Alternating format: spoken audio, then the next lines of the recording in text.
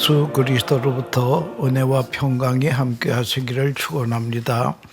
오늘은 마태복음 22장 35절에서 40절 말씀을 봉독하겠습니다. 그 중에 한 율법사가 예수를 시험하여 묻되 선생님, 율법 중에 어느 계명이 크니까? 예수께서 이르시되 내 마음을 다하고 목숨을 다하고 뜻을 다하여 주 너희 하나님을 사랑하라 하셨으니 이것이 크고 첫째 되는 계명이요 둘째도 그와 같으니 내 이웃을 내 자신과 같이 사랑하라 하셨으니 이 두 계명이 올 율법과 선지자의 강령이니라. 이 말씀을 가지고 하나님과 인간 관계라고 하는 주제로 말씀드리려고 하는 것입니다. 여러분, 우리가 신앙생활을 오래 하는데요, 신앙생활 하는데 제일 중요한 것이 무엇입니까? 그러면 어떤 사람은 예배가 중요합니다. 전도가 중요합니다. 기도가 중요합니다. 섬기는 봉사가 중요합니다. 여러 가지로 말을 하고 있는데요, 사실 제일 중요한 것은 하나밖에 없습니다. 그것이 무엇인가 하니 하나님과의 관계와 인간과의 관계라고 하는 것입니다. 여기 40절에 이 두 계명이 올 율법과 선지자의 강령이니라 이렇게 말씀하고 있지 않습니까? 1965년 케네디 공학연구소에서 성공적인 기업을 연구했습니다. 왜 똑같은 조건 속에서 저 기업은 성공하는 기업이 되었을까? 똑같은 자본에 같은 조건인데 왜 저 기업은 안 되는가를 연구했습니다. 그 연구소에서 발표는 기술이 그 기업을 발전시키는 데는 불과 15%밖에 기여 안 했다는 거예요. 그 기업을 성공적으로 만드는 거에 85%가 무엇인가 하니 인간관계였다고 하는 것입니다. 인간관계가 살아있는 기업은 성공하더라고 하는 것입니다. 아무리 기술이 좋아도 인간관계가 깨진 기업은 발전을 못하더라고 하는 것입니다. 한국도 똑같은 조건인데 어떤 교회는 부흥하고 어떤 교회는 부흥을 못하더라고 하는 것입니다. 부흥하는 교회는 수없이 사람들이 모여들고 와서는 변화를 받더라고 하는 것입니다. 근데 그 교회는 보니까 목사와 장로 간의 인간관계가 유별이 좋았다는 거예요. 성도와 성도 간의 관계, 목사와 교인 간의 관계가 아주 좋았더라고 하는 것입니다. 그래서 행복한 교인들이 되고 교인들과의 관계가 그렇게 좋다 보니까 그 교회 가서 예배 드리다 보면 마음이 편안해지더라고 하는 것입니다. 다른 교회와 설교는 큰 차이가 없더라는 거예요. 인간관계가 살아 있었다라고 하는 것이고요. 다만 다른 교회와 다른 것은 인간관계에 관한 선교를 목사님은 자주 하셨다고 하는 그런 것입니다. 예수님은 우리에게 가장 귀한 계명을 주셨는데 먼저 하나님을 사랑하고 그리고 이웃을 내 몸과 같이 사랑하라. 하나님과의 관계, 인간과의 관계가 이것이 우리 신앙생활에 아주 중요한 것입니다.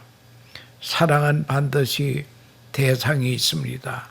그러므로 사랑은 인간관계를 내포하고 있습니다. 내가 사랑할 사람을 사랑하라. 인간관계가 잘 돼야 된다는 거예요. 좋은 인간관계를 유지하려면은 결국 사랑이 멸시다. 사랑의 관계가 파괴될 때에 사람들은 절대로 행복하거나 건강하게 살 수 없다라고 하는 것입니다. 어떻게 하면 하나님을 사랑하고 이웃을 내 몸처럼 사랑할 수 있겠느냐는 것입니다. 먼저 하나님을 사랑하는 방법에 대해서 성경은 요한일서 4장 1절에서 3절에 예수께서 그리스도이심을 믿는 자마다 하나님께로부터 난 자니 또한 낳으신 이를 사랑하는 자마다 그에게서 난 자를 사랑하느니라. 우리가 하나님을 사랑하고 그의 계명들을 지킬 때에 이로써 우리가 하나님의 자녀 사랑하는 줄 아느니라. 하나님을 사랑하는 것은 이것이니 우리가 그의 계명을 지키는 것이라. 그의 계명들은 무거운 것이 아니더라. 성도는 하나님으로부터 낳았다는 말이것이다. 나를 낳으신 하나님을 사랑하는 것이 마땅합니다. 나를 낳으신 부모님을 사랑하는 것이 마땅하다고 하니 사랑의 계명이시다. 예수를 구주로 믿고 또 주님의 계명을 아주 기쁘게 순종하는 사람은 이게 하나님을 사랑하는 방법이라는 거예요. 그리고 이웃을 내 몸처럼 사랑하라 하셨는데 어떻게 이웃을 내 몸처럼 사랑할 수 있겠느냐. 이게 참 어려운 숙제올시다. 독일의 심리학자인 에릭 프룸이라고 하는 사람이 사랑의 기술, The Art of Loving 이런 책을 썼습니다. 사랑에도 기술이 있어야 된다는 것입니다. 그리고 그 기술을 배워야 됩니다. 그래야 사랑할 수 있다는 거예요. 오늘 본문에서도 네 이웃을 네 자신같이 사랑하라. 한마디로 다른 사람을 나 자신과 같이 사랑하라는 거죠. 바로 이것이 사랑의 기술의 핵심이라고 하는 것을 알아야 될 것입니다. 구체적으로 어떻게 사랑을 실천할 것인가? 이 질문의 대답이 열쇠가 되는 것입니다. 그러면 너희를 나처럼 사랑한다는 것은 도대체 어떻게 하는 것일까요? 이 점을 좀 생각하면서 구체적인 사랑의 기술을 배워야 되겠습니다. 내 몸 사랑하듯 이웃을 사랑하는 사랑의 기술을 우리는 배워야 된다고 하는 것입니다. 첫째는 이웃을 내 몸처럼 사랑하려면요, 이해의 기술이 있어야 된다는 거예요. 사랑의 첫걸음은 이해로부터 시작이 되는 것입니다. 누군가를 이해하지 못하고는 그를 사랑할 수 없기 때문입니다. 내 이웃을 너같이 사랑하라. 내가 나를 사랑하는 것도 내가 나를 이해하기 때문입니다. 마찬가지로 누군가를 나같이 사랑하려면 내가 나를 이해하는 것처럼 그 사람을 이해해야 한다고 하는 것입니다. 그래서 누군가를 이해하기 위해서 우선 실천해야 할 것은 내가 그 사람이 되어보는 것입니다. 그럴 때 내가 나를 이해하듯이 내가 그 사람을 이해할 수 있습니다. 우리나라의 사자 성어 가운데 역지사지라고 하는 말이 있습니다. 이 말은 상대편과 처지를 바꾸어 생각하라. 상대와 처지를 바꾸어 생각하라는 말입니다. 바로 역지사지가 이해의 기술이라고 하는 것입니다. 스티브 코비가 쓴 성공하는 사람들의 7가지 습관이라는 책에서 나오는 이야기입니다. 어느 날 주일 아침입니다. 뉴욕의 지하철을 탔습니다. 지하철은 매우 조용하고 또 평화스럽습니다. 뭐 주일 아침이니까 그랬겠지요. 그런데 한 정거장에서 한 중년 남자가 그의 아이들을 데리고 이제 지하철에 올라탔습니다. 이들이 올라타자마자 분위기는 금방 바뀌었습니다. 아이들이 매우 큰 소리로 떠들고 저멋대로 뛰어다니고 물건을 내던지기도 하고 심지어 어떤 사람이 신문을 읽고 있는데 신문까지 움켜쥐더라는 거예요. 그런데 그 아이의 아버지인 그 신사는 바로 눈을 감고 이런 상황에 대해서 신경 쓰지 않는 것 같았습니다. 그래서 주위의 사람이 화가 나서 견딜 수가 없습니다. 어떻게 아이들이 저렇게 뛰놀도록 내버려 두고 자신은 저렇게 태어날 수 있을까? 모두 견디기가 힘든 상황이었습니다.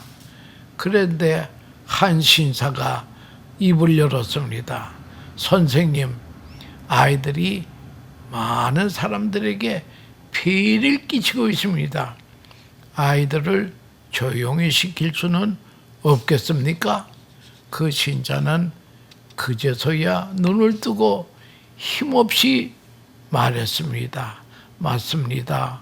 이런 상황에서 저도 뭔가 하긴 해야겠다고 생각이 있습니다. 그런데 사실 지금 우리는 막 병원에서 오는 길입니다.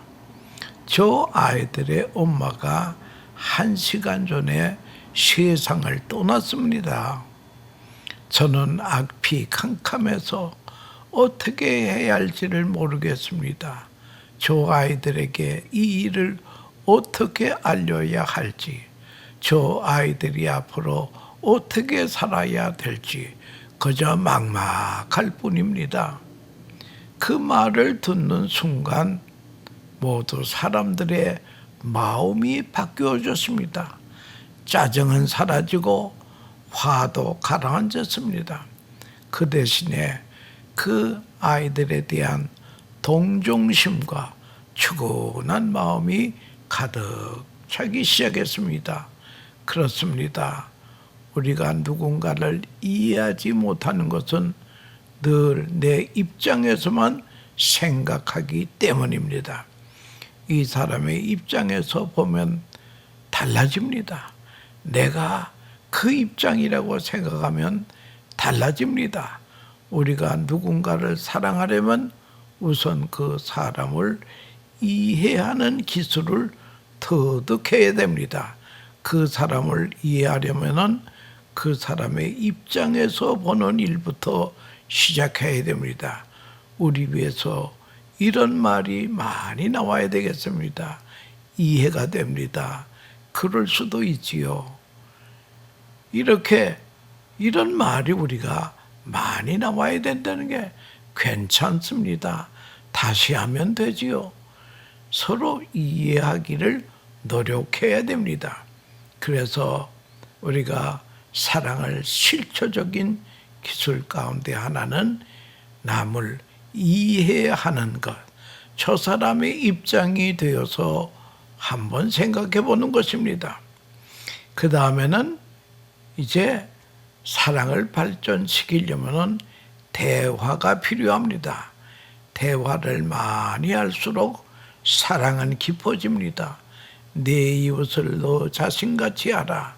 사실 나는 나 자신과 대화가 필요 없습니다. 대화 이전에 이미 내 자신과는 마음이 통하기 때문입니다. 내가 나를 사랑할 수 있는 것은 대화가 필요 없을 정도로 마음이 통하기 때문이다. 여러분, 대화의 목적은 마음을 통하게 하는 것입니다. 대화를 통해서 마음을 통하게 되면 사랑은 그 대화를 통해서 오고 가며 흐르게 됩니다. 그래서 대화의 기술을 사랑하려고 할 때에 반드시 필요합니다. 사랑이 무너지는 이유는 대화의 실패일시다. 우선 대화의 부족을 들 수 있습니다. 어떤 이야기해 보니까 경상도에 어떤 남편이 퇴근하면은 집에 돌아와서 딱 3마디 한답니다. 밥 먹자. 아는 아이들은 다 어떻게 되느냐 이거예요. 그러던 자자. 그죠? 밥 먹자. 아는 자자. 하루 종일 헤어져 있다가 만나서 하는 말이 고작 3마디 뿐이라는 것입니다.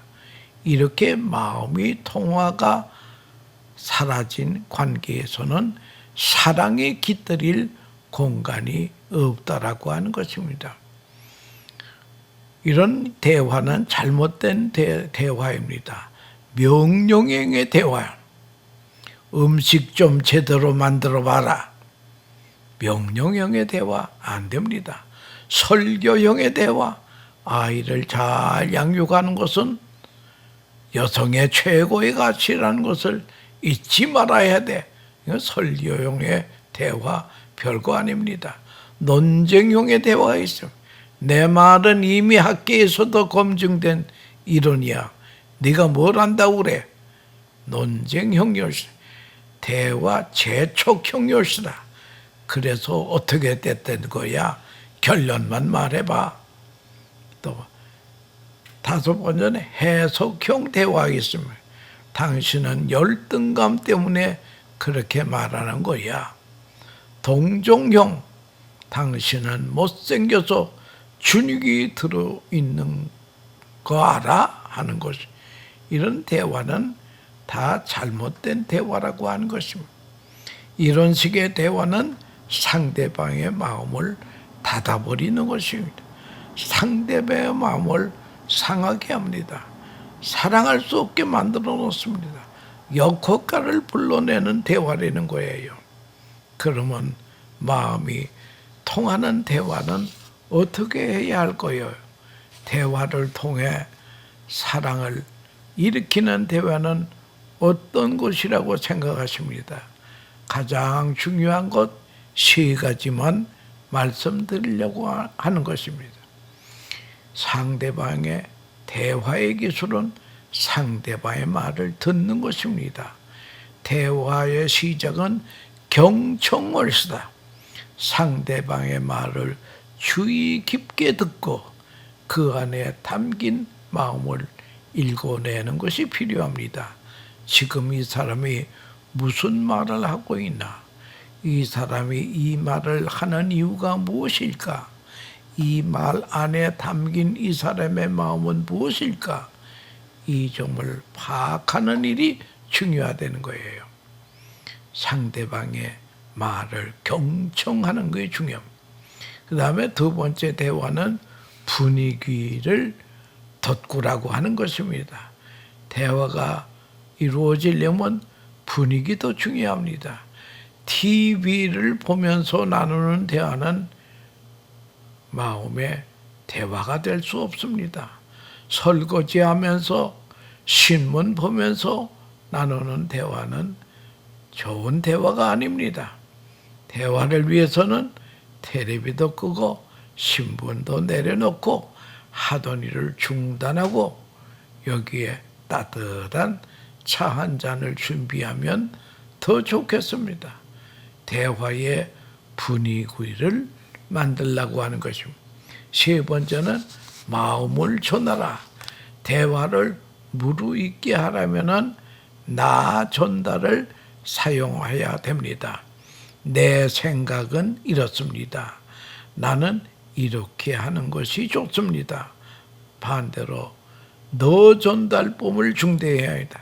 당신은 왜 그렇게 하십니까? 당신은 그게 문제입니다. 그런 투의 대화는 하지 않아야 된다는 거예요. 나 전달법으로 내 마음을 실어서 대화하는 일이 중요합니다. 대화를 발전시키는 기술 가운데 1, 2, 3법칙이 있습니다. 원투 쓰리 법칙이 있습니다. 이것이 하나를 이야기했으면 둘을 듣고 그리고 셋을 마디에는 맞장구를 치는 것입니다. 사랑하는 여러분, 대화를 발전시켜야 됩니다. 사랑을 실천하는 구체적인 기술 가운데 하나가 배려의 기술이라는 거예요. 사람은 따뜻한 배려로 깊어갑니다. 배려가 사람의 마음을 열고 또 그 마음을 움직입니다. 내 이웃을 내 자신과 같이 사랑하라. 사실 나는 나 자신을 자상하게 배려합니다. 배가 고프면 잘 챙겨 먹습니다. 피곤하면 휴식을 취하고 잠을 잡니다. 늘 내 마음을 잘 챙깁니다. 내 자신을 챙기듯이 남도 챙기려는 거예요. 남도 배려하라고 하는 그런 말이옵시다. 그래서 그 마음을 열게 하고 마음을 움직이게 하는 것입니다. 이렇게 누군가를 사랑하고 좋아할 때는 배려의 기술이 필요하다. 구체적으로 배려는 어떻게 하는 것입니다. 관심을 기울이라는 뜻입니다. 우선 관심을 기울이는 일부터 시작이 됩니다. 내가 누구를 배려하려면 그 사람에게 관심을 기울여야 됩니다. 오래전 한 카페에 들렸더니 감동받은 일이 있습니다. 그날따라 날씨도 추운데 감기가 들어서 기침을 하고 있습니다. 중요한 약속이라서 날짜도 바꿀 수가 없어서 어찌할 수 없이 이 카페에 나왔습니다. 한 10분쯤 도착해서 기다리고 있는데 종업원 아가씨가 조용히 다가와서 쟁반을 놓고 가는 것입니다. 무엇인가 봤더니 따뜻한 물 한 잔에 레몬 한 조각을 놓았습니다. 이게 뭐냐 물었습니다. 아가씨의 말이 감기 걸리신 것 같아서 기다리시는 동안 레몬을 탄 따뜻한 물 한 잔을 준비했습니다. 감기에는 레몬 탄 따뜻한 물이 좋다고 해서요. 어쩌나 고마운지 지나가는 손님이지만 손님 하나하나에 관심을 기울이는 그 카페가 왜 안 되겠습니까? 문전성시를 이룬다고 하는 것입니다. 배려란 작은 관심에서 시작이 됩니다. 두 번째는 챙기라고 하는 것입니다. 배려는 챙겨주시는 것입니다. 누군가의 마음을 살펴주고 그 마음을 보다듬어 주는 것입니다. 얼마 전에 축하 엽서 한 장을 어느 목사님이 받았습니다. 전에 섬기던 교회에서 함께 봉사하던 어느 장로님이 보내신 엽서입니다. 축하의 글을 이렇게 썼습니다. 목사님, 주님의 종으로 기름 부음 받으신 지가 20년 되심을 축하합니다. 그동안 목사님께서 귀하게 사역하시는 소식을 들으며 늘 감사하고 기도했습니다. 앞으로 더욱 주님을 기쁘시게 해 드리는 종이 되시기 바랍니다. 이렇게 엽서를 받으니 얼마나 그 말씀 목사님이 감동을 받았는지 알 수 없습니다. 배려라고 하는 것은 상대방을 챙겨주시는 것입니다. 아픈 상처, 그 사람의 고민, 그 사람의 기쁨, 그 사람의 소중한 기억을 세심하게 챙겨주는 것입니다. 세 번째는 도우려는 거죠. 배려란 상대방을 도와주시는 것입니다. 누군가의 필요를 도와줘 안타까운 마음을 채워주는 것입니다. 코로나19 때에 어느 교회에서 후드뱅크 사역을 했습니다. 이 코로나 시대에 독거노인들이 이 교회 주위에 있을 텐데 이들에게 무엇이 필요할까? 이들이 밥도 있습니다. 전기밥솥도 있습니다. 근데 문제는 밑반찬이 없는 것이 문제예요. 그래서 이 교회에서 밑반찬을 만들어 가지고 주위에 독거노인들에게 밑반찬을 다 갖다 드렸다고 하는 것입니다. 여러분, 사랑에는 기술이 필요합니다. 바로 이해의 기술, 대화의 기술, 배려의 기술이 돼야 인간관계가 원만해진다라고 하는 것을 그걸 우리가 생각하면서 우리는 하나님과의 관계, 인간과의 관계를 잘 할 줄 아는 하나님의 사람들이 되어야 될 것입니다. 요한일서 4장 20절에서 21절에 누구든지 하나님을 사랑하노라 하고 그 형제를 미워하면 이는 거짓말하는 자니 보는 바 그 형제를 사랑하지 아니하는 자는 보지 못하는 바 하나님을 사랑할 수 없느니라. 우리가 이 계명을 주께 받았나니 하나님을 사랑하는 자는 또한 그 형제를 사랑할지니라.